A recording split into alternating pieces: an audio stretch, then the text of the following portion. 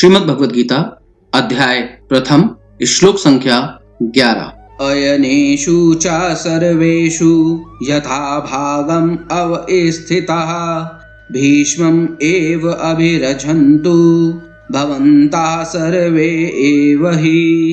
Shrimad Bhagavad Gita Gita press Gorakhpur में श्लोक संख्या 11 का जो अनुवाद लिखा गया है वह इस प्रकार है। इसमें दुर्योधन सभी को बोल रहा है, इसलिए सब मोर्चों पर अपनी अपनी जगह स्थित रहते हुए आप लोग सभी निसंदेह भीष्म पितामह की ही सब ओर से रक्षा करें। श्रीमद् भगवद गीता यथा स्वरूप में इसके अनुवाद को कुछ इस प्रकार से लिखा गया है।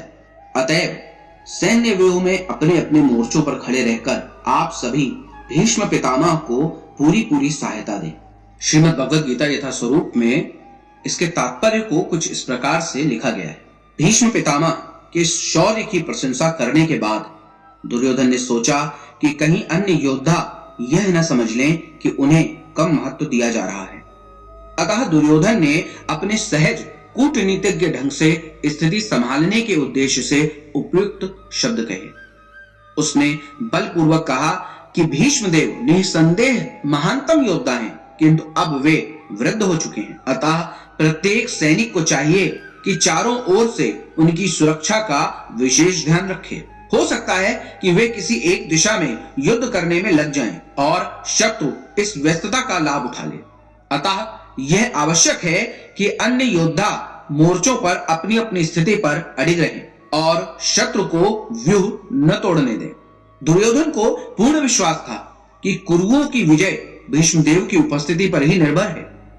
उसे युद्ध में भीष्मदेव तथा द्रोणाचार्य के पूर्ण सहयोग की आशा थी, क्योंकि वह अच्छी तरह जानता था कि इन दोनों ने उस समय एक शब्द भी नहीं कहा था जब अर्जुन की पत्नी द्रौपदी को असहाय अवस्था में भरी सभा में नग्न किया जा रहा था, और जब उसने उनसे न्याय की भीख मांगी थी, यह जानते हुए भी कि इन दोनों सेनापतियों के मन में पांडवों के लिए स्नेह था। दुर्योधन को आशा थी कि वे इस स्नेह को उसी तरह त्याग देंगे जिस तरह उन्होंने इस धूर्त कीड़ा के अवसर पर किया था।